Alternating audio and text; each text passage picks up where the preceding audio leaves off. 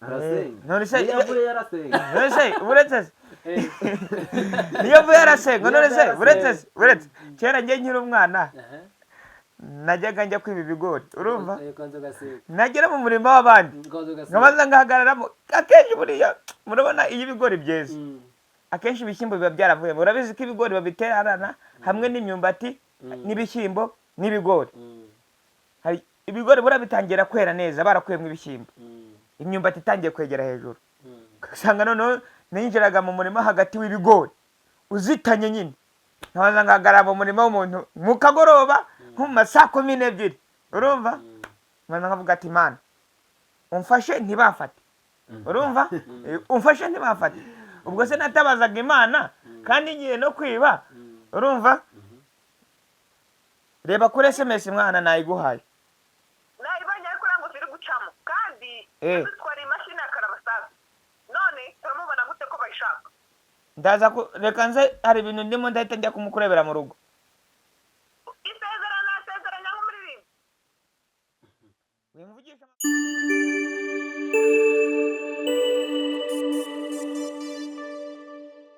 Hello guys, umeze mute umugoroba mwiza umeze mute kongeye gushimira abantu baduha ibitekerezo kuri Inze Talks kongeye gushimira abantu bandika kongeye gushimira abantu batugira inama abantu b'abagabo abantu b'agaciro kuri twe kabisa so uyu munsi muri studio za Inze Talks murabona ko zimutse aho mwe mutumenyereye twimutse ariko nyine tugiye ni location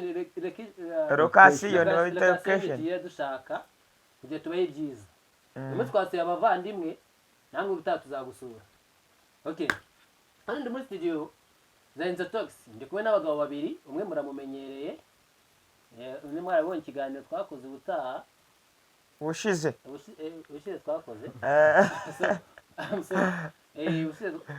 ikiganiro twakoze ubushize cyane live mwamubonye uyu mugabo ko yari ari mu n'undi mukobwa n'umukunzi kandi nise ko mwabyishimiye guys nizere ko cyabanyuze ikiganiro twakoze so ndiko n'undi mupapa muri studio ni mukuru mutaza kuba umwanya yivuge nyine asuhuza abakunzi ba Inze Talks mbere yo gutangira insanganyamatsiko yacu dufite kuri uyu munsi reka mbanze mbaye ikaze aba bagabo turi kumwe na muri studio mbaye ikaze bayobozi bacu sali papa twishimiye kubana namwe ikiganiro cya Inze Talks aha turi bashyashya hano ariko twari dusanzwe tubabona kuri YouTube channel tunabakurikirana ibiganiro mukora ni byiza kabisa urumva ko ari n'abakunzi aba ni abakunzi twe turi n'abakunzi banyu kabisa turabakurikirana umunsi ku wundi ibiganiro musohora turabibona so nge rero banyita Twizere Pascal ariko nkaba ndi umukinnyi nyine w'amakomedi urumva ko n'abakina na komedi n'abakinnyi turabafite nawe ushaka ejo waza nta kibazo twebwe wacu turatuvuga imiryango ifunguye iwacu rero bafana bacu ngewe nkanjye nanjye nk'urubyiruko rushaka iterambere ikintu mba nshaka cya mbere na mbere ni ugushimira abafana badukurikira bakunda ibintu byacu kandi nkashishikariza na ba bandi bataragera ku bintu byacu twakoze bajye badukurikirana ni mwebwe imbaraga zacu kuko nta kintu twageraho tutabafite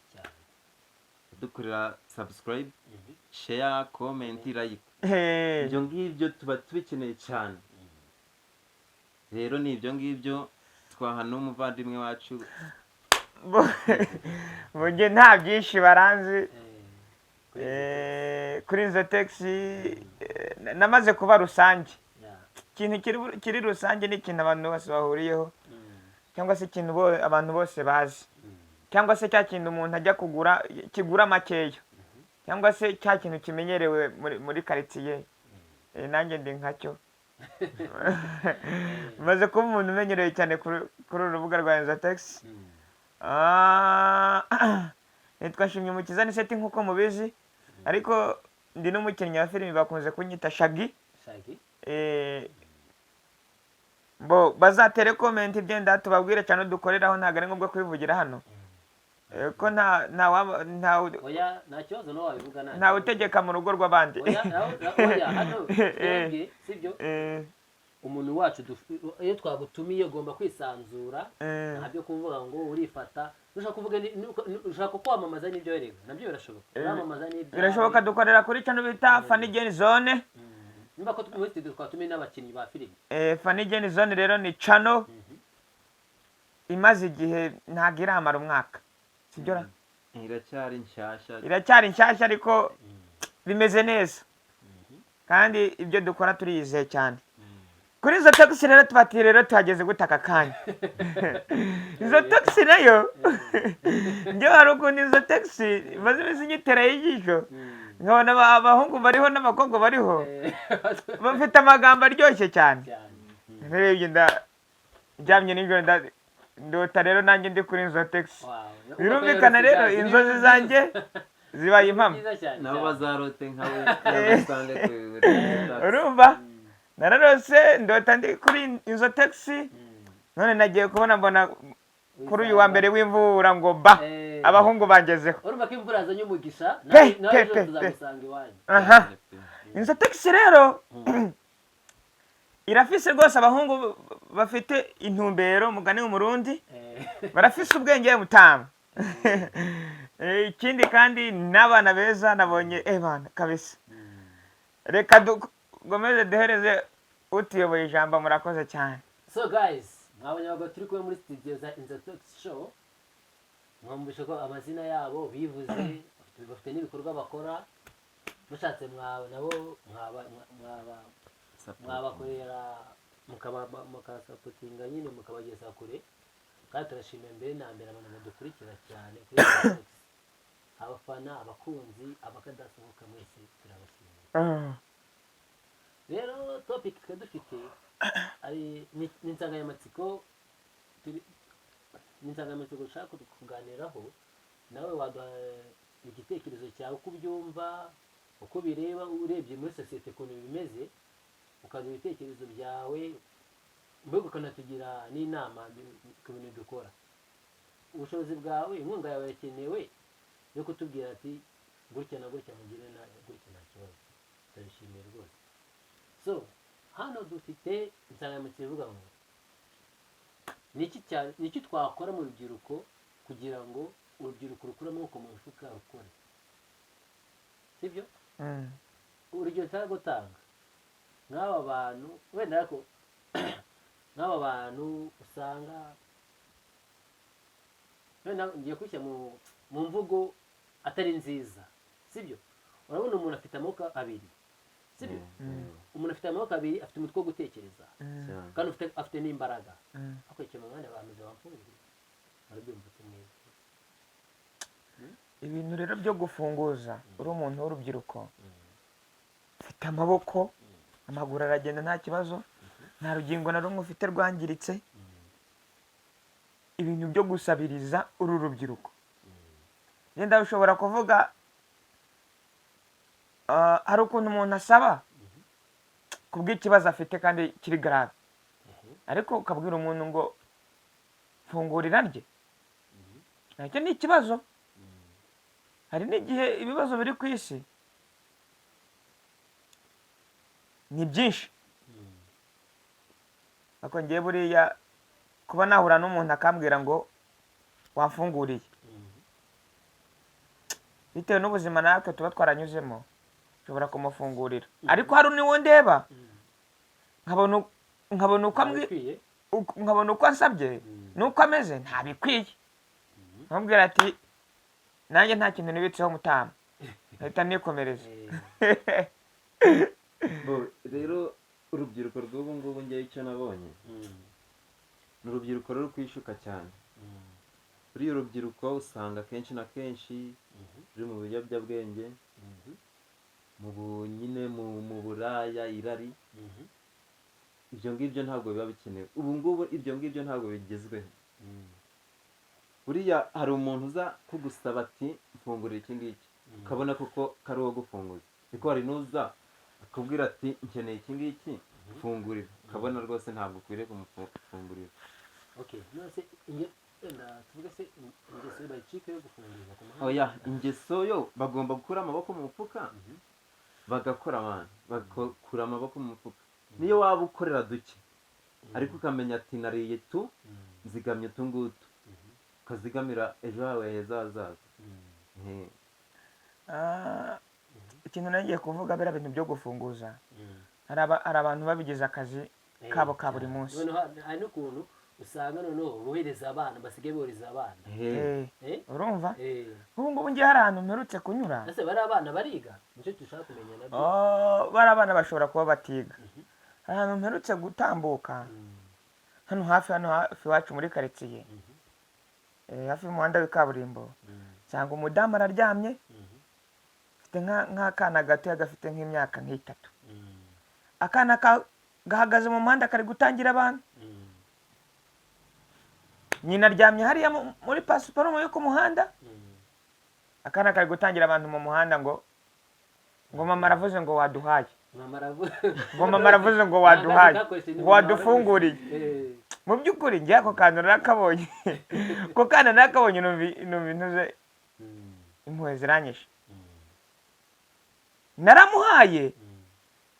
ariko se ndavuga ati kuki ababyeyi bo muri iyi minsi bo bafite ingeso mbi zo kwigisha abana umuco nk'uyu. ubu uyu mwana akuranye uyu muco wo gusaba, uyu mwana ntabwo yaza agiye gukura nabi cyane, ntabwo yazabona imbaraga zo gukora kubera iki nyina yamwinjije yamaze kumwinjizamo ingeso mbi.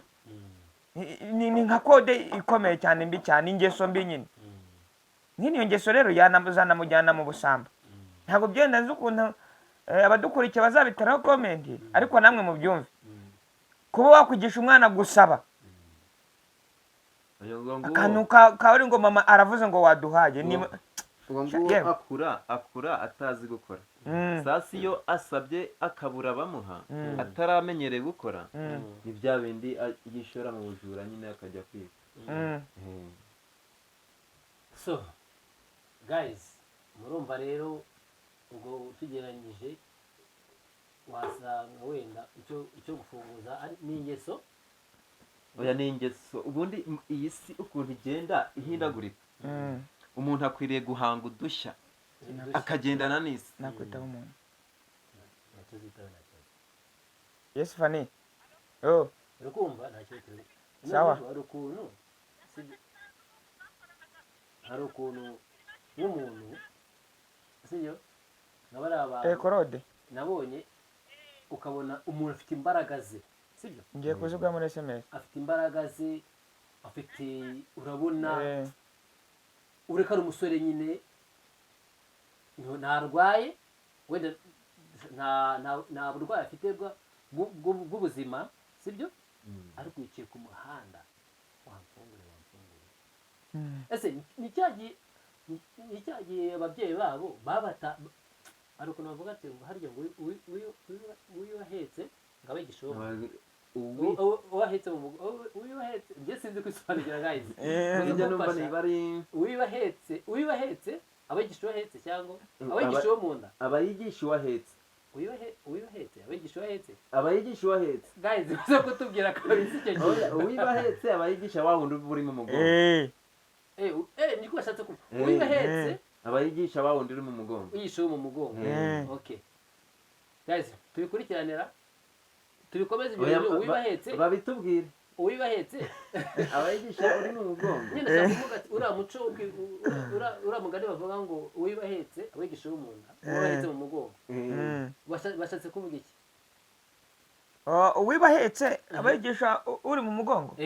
niko bivuga. njye ntabwo mbizi guys. niko bivuga cyangwa se nubwo twaba tunabibeshye ariko bifitanye isano. oya nibyo nubwo twaba tubibeshye ariko bifitanye isano. urumva cya kintu uzakora niyo waba utwita umwana ahubwo njye narize akantu bavuga ngo uwibahetse abigisha wo mu mugongo wo mu nda azigisha uwo mu nda adagira amase cyangwa wahetse ari mu mugongo. Okay so ntabwo rwose mutubabarire ntabwo tubizi. So ariko nyine impamvu dukorera iki kiganiro tuba dushaka mutwigisha ibyo tutazi. ubundi urubyiruko rupfa mu mwiterura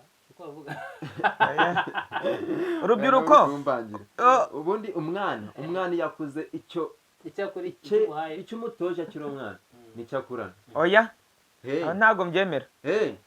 Igiti buriya kigororwa kikiri gito. Oya ushobora no kukigorora kikiri gito cyagera hejuru kikakunanira kikagondama. Biterwa rwose. None se ubureka nk'urugero ntabwo mbizi niba nk'ubu hari nk'abana tuziranye bafite base bakomeye kandi base b'abapasiteri, urumva? Ahubwo kuki bari abana b'abapasiteri aribo akenshi uba usanga barananiranye, cyangwa se abana b'abantu bifashije, cyangwa se abana b'abakire, kubera icyo aribo bana uba usanga barananiranye ku mihanda.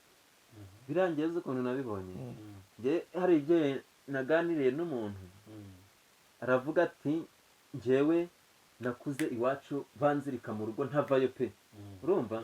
Ariko aho nabacikiye narigenze nikore ibyo nshaka, ubu nta n'uwangarura inyuma ngo mbyemere. Ubu ikibazo ni ukumufatafata cyangwa hari igihe ukumira umuntu cyane nabwo nyine nyuma wazamurekuraho gatoya agahita agucika nyine akajya mu bindi bintu. Ikintu cyo nababwira cyo ibibazo biri mu rubyiruko muri iyi minsi ya none byinshi, hari igihe nyine ni byinshi. Ubuzima bwo muri iyi minsi buragoye, akazi ko muri iyi minsi ni gakeya, biri gusaba kwihigira. Ura niba mutanabizi bura kwibona byo ni akazi kwiba kandi gatoroshye. Ako bavuga ngo n'umuntu agiye kwiba abanza agasenga, urumva? Arasenga. None se uretse niyo vuye arasenga. None se uretse kera njye nkiri umwana najyaga njya kwiba ibigori, urumva? Nagera mu murima w'abandi nkabanza ngahagararamo. Akenshi buriya murabona iyo ibigori byeze akenshi ibishyimbo biba byaravuyemo. Urabizi ko ibigori babiterana hamwe n'imyumbati n'ibishyimbo n'ibigori. Hari ibigori buriya bitangira kwera neza barakuyemo ibishyimbo, imyumbati itangiye kwegera hejuru. Ugasanga noneho ninjiraga mu murima hagati w'ibigori uzitanye nyine, nkabanza ngahagarara mu murima w'umuntu mu kagoroba nko mu masaa 12, urumva? Nkabanza nkavuga ati Mana umfashe ntibafate, urumva? Umfashe ntibafate. Ubwo se natabazaga Imana kandi ngiye no kwiba, urumva? Reba kuri SMS mwana nayiguhaye. Nayibanye ariko nango ziri gucamo kandi zitwara imashini ya karabasaza. None turamubona gute ko bayishaka? Ndaza reka nze hari ibintu ndimo ndahita njya kumukurebera mu rugo. Isezeranya nk'umuririmbi. Wimvugisha amagambo menshi wa mukobwa we, ndaje njye kumukurebera. Guys, rero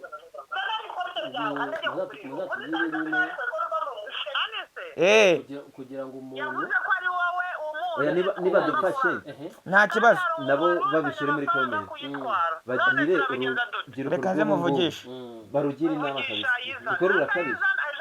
Urubyiruko rw'ubu ngubu hari bamwe baba bateze aturiya ave gukora mbona ibyo yaruhiye ako amagana akantu kezeho ko kubona wenda umwana w'umukobwa avuye mu kazi ke sibyo umugiye inyuma umwatishakoshi umwatafranga ariko yakoreye uwo munsi gaze kuko ntago ari keza, ntabwo birasaba no kuri badufashe birabe ntago ari byiza. Cyangwa ugasanga yenda wibera mu kageto kawe ufite utuntu turi ku murongo wasize ufunze ugiye mu kazi, wava mu kazi ugasanga urugero bagufunguriye.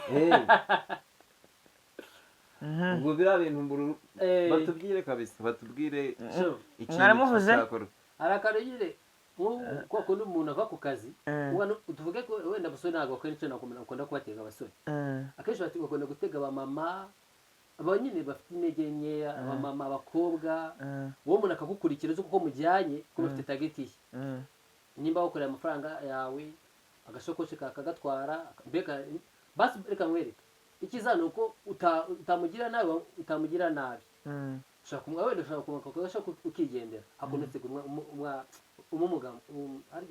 umugamije ni umwambo y'ibyo unaramuhote. Ntabwo ari byiza kabisa, ntabwo twashyigikiye ngo mujye kwiba, ntabwo twashyigikiye ngo mujye kwiba. Ntabwo dushyigikiye yo kwiba. Kura amaboko mu mufuka wawe ukore. Buriya umwana wiba. Tom Close abikoze neza. Indirimbo yaririmbye ngo kura amaboko mu mufuka ukore. Kuri kariya kantu ko gukura amaboko mu mufuka karafasha, sibyo? Oya nibyo. Uko isi iri kugenda itera imbere namwe mushaka udushya cyane muhanga cyane. Ariko buriya ikintu ngiye nshaka kukubaza, buriya gusaba ni ingeso? Gusaba ni ingeso? Gusaba itandukanye, sibyo? Hari igihe usaba ushonje, hari n'igihe usaba ari ingeso. Warabigize akazi. Warabigize akazi kamenyero. Hari igihe gusaba biba ingeso. Gusaba hari igihe biba ingeso.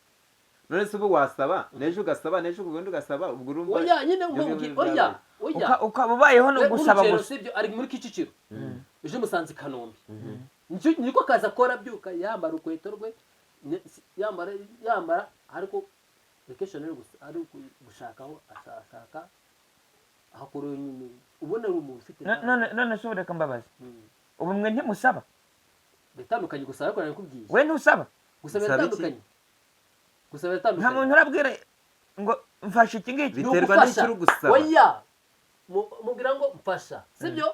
Nshobora kuguha urugero wenda mfite amafaranga makenya nyongereraho ntabwo mba ngusabye, sibyo? Nyongeraho nzakwishyura. Uri kwinjiza aha ntabwo ari ugusaba. Urumva ntabwo ari ugusaba gutyo se kuko mfite amafaranga make nyongerera haya.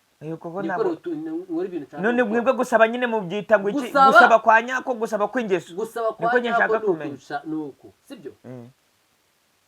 Araza ati nura wamfungurira n'ingeso. Ingeso ikomeye. Agusaba. Ubona ni muzima. Ariko agusabye ejo atazongera kugusaba ntari. Uzuka njara arakana nabonye. Ariko njyewe reka ngubwe nari ndi kujyana n'umuntu. Urumva turi mu muhanda. Duca ku muntu yari imbere yanjye yarari imbere nge ndi inyuma. Noneho umuntu aravuga ati wamfashije ukampa ku mwana wanjye amereye nabi ari mu mugongo. Nanjye ubona si ingeso. Ni ingeso. Ni inzara. Uzi umuntu twari turi kumwe ukuntu yambwiye aturiya ejo twarahuye arabimbwira kandi ubona ni umumama yambaye neza atura twarahuye aransaba ati mu gitondo twahuye ari gusaba nuko nyine ngiye atansabye ati wowe nawe aragusabye ati sibi ngibi wazabikora kugeza ryari. Yarambwira ati ariho n'abantu basaba atari inzara ahubwo bashaka no kugirira abantu nabi gute. Ibyo bintu urabizi ngo hari amafaranga ngo uha umuntu urumva ngo yarangiza akajya kujya kuzirikiramo ngo habe no kuzongera kubona nje. Ibyo bintu nanjye byambayeho, ibyo bintu byo kuyazirika amafaranga kuyazirika nanjye byambaye.